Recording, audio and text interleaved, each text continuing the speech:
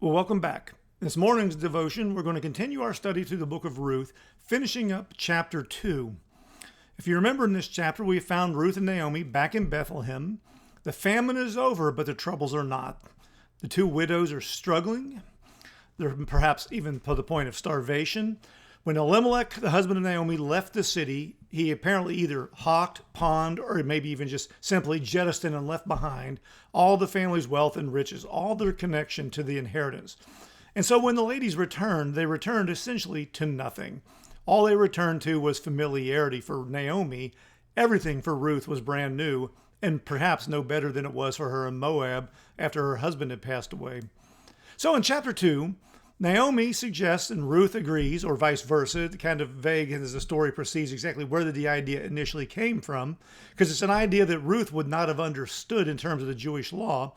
But we find Ruth in the fields gleaning, picking up scraps of food left behind as the workers go through gathering in the harvest. As it turns out, by God's providence, she's turned out to be in the field of one man named Boaz. Boaz, as it turns out, providentially, is a relative of Elimelech. In other words, there's a familial connection between Boaz and Ruth, or Naomi particularly, and that connection is going to be more than just merely, they're cousins or in-laws of some sort, but in fact that there's a familial responsibility to take care of Naomi.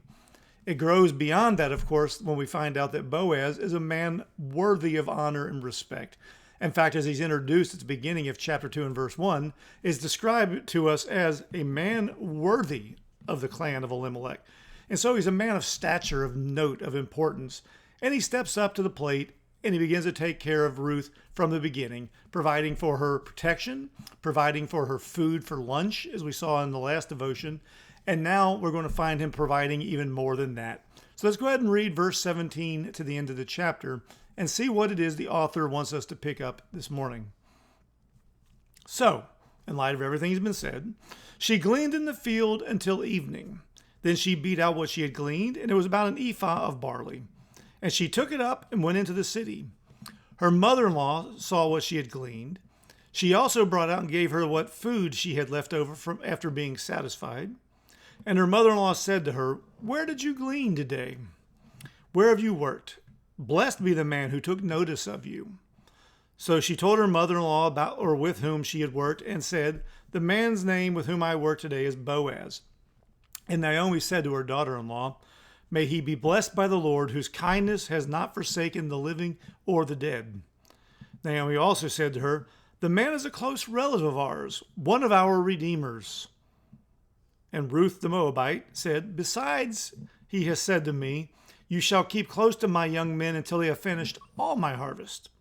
And Naomi said to Ruth, her daughter-in-law, "It is good, my daughter, that you go out with his young women, lest in another field you be assaulted." So she kept close to the young women of Boaz, gleaning until the end of the barley and the wheat harvests, and she lived with her mother-in-law. And so again, the story's unfolding. We're getting new details each and every paragraph as the author tells the story the way he wants to tell it. Is he tells it to emphasize certain parts of the story to make sure that we pick up out of it not only the leftovers, the scraps of the field, but we pick up the fruit, the valuable food right before us about God's goodness, about how the covenant will continue on. And so verse 17, let's go ahead and work our way through here now. So she gleaned in the field until evening. And so all that has taken place thus far in chapter 2 is all in one day. Ruth went out to the field early in the morning. She's there probably mid-morning when Boaz shows up. She eats lunch with Boaz and his workers in the middle of the day in the last paragraph. And now the day is done and she's finally going home. She's a hard worker. She's done her duty. She stayed all day so that she could provide for herself and Naomi. So she stayed until evening. Then she beat out what she had gleaned and about an ephah of barley, about half of a bushel. And she took it up and she went into the city. Her mother-in-law saw what she had gleaned. It was more than expected. It gathered her attention. She also brought out and gave her what food she had left over after being satisfied. And so Ruth has also produced the leftovers, the good food that had been prepared for them at lunch to bring home to her mother-in-law. And so she gave it to her as well. And so her mother-in-law asks her in verse 19, "Where did you glean today? Where have you worked? Blessed be the man who took notice of you." see here that she did notice that Ruth came home with more food than expected. She came home with better food than expected. She came home with more than scraps. She came home with some of the choicest parts of the harvest. And she wanted to know exactly where Ruth had been so that she might praise him, that she might give him blessings, so to speak. So she told her mother-in-law with whom she had worked. The man's name with whom I work today, verse 20 or 19, is Boaz. At this point in the story, Naomi's ears must have perked up. Her heart maybe skipped a beat.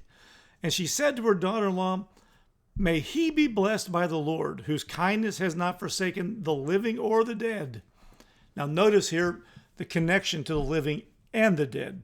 She's recognizing this generosity of Boaz has almost as much to do with the dead, Elimelech, and the boys perhaps, as it does with the living widows. And so Naomi said to her, "This man, Boaz, is a close relative of ours. He's not just of the clan of Elimelech, he's a close relative now, we find out as we get more details as the author is building up the drama. And then he adds a very important phrase there at the end of verse 20. He's one of our redeemers. Now, according to the Levite Law in the book of Leviticus, God has provided not only for the needs of widows and orphans with the process of gleaning, he's also provided by way of the Levite Law rules for what to do to take care of those in your family who are relatives, not immediate, but close relatives, who've been left in difficult times because of perhaps abandonment or death or such. And so God has provided that the widow will be taken care of by a family member. He's provided in that law that perhaps the close relative, one of the kinsman family redeemers, would buy the land to keep the inheritance in the family at large. And also within that law is the possibility that the kinsman redeemer might marry the widow and provide for her and her family that way. Now, notice a couple things here beyond that, of course. Naomi's aware of that, though she's not sought that out yet since her arrival back in Bethlehem. We also don't know as the reader or the author unfolds for the reader what's going on here with this Levite law. We don't know if he's the immediate kinsman redeemer. We don't know what he's going to offer. In fact, perhaps the reader doesn't even necessarily remember those three possibilities. But as soon as Naomi recognizes that Boaz is a kinsman redeemer, her hope picks up because now there might be somebody to provide for them. At the minimum, it's clear he's already providing for them in terms of extra food. And Ruth the Moabite, verse 21, notice again the author reminding us over and over throughout this book that Ruth is an outsider. She's outside the covenant promises. The Levite laws only vaguely apply to her, but they do apply to her. Remember, the Moabites, by the way, as a side note, are the distant relatives of Abraham through his nephew Lot. After Sodom and Gomorrah had been destroyed and Lot's daughters' fiancés had died in the tragedy in the city, they were worried about their well-being, what was going to be their inheritance, and their answer was they got their father drunk and took care of the problem themselves by essentially raping their father. Here, when you trust the God of the covenant, what we see is that God takes care of the widows himself with this Levite law.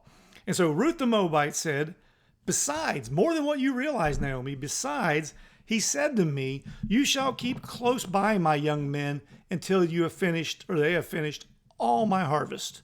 And so not only is Boaz going to provide for her during the day that has just ended, he's promised to provide for her throughout the harvest. And Naomi said to Ruth, her daughter-in-law, "It's good, my daughter, that you go out with his young women. Go with him, be under his care and protection, lest in another field you be assaulted." We saw hints of that concern early in the chapter when he told the foreman to watch out for Ruth, when he promised Ruth that he had told his men to leave her alone. Now here's the clarification on that. It's possible that she would have been taken advantage of physically if she'd gone to somebody else's field. And so it's a good thing that Boaz is providing for you this way, Naomi says. And so verse 23, so Ruth kept close to the young women of Boaz. She did exactly as she told, and she gleaned. She again went out and picked up the scraps until the end of the barley and the wheat harvest. So she's there more than one harvest. She's there now for two harvests. And in fact, this span of time covers almost 2 full months from the end of the one to the end of the other. And so Boaz is providing for her at length. And notice at the end of the chapter, she lived with her mother-in-law. She's there taking care of her mother-in-law from beginning to end. In the same way that God takes care of his people through the covenant, the promise that I will do this for you, he does so out of his initiative. He does so out of his grace. And he keeps his promises graciously, all the way to the end. And thus he is the Alpha, the beginning of our hope, and he's the Omega. He's the end of our hope. Our hope is in him and him alone. May he bless you and keep you. Look for his blessings and give him the praise when you find them.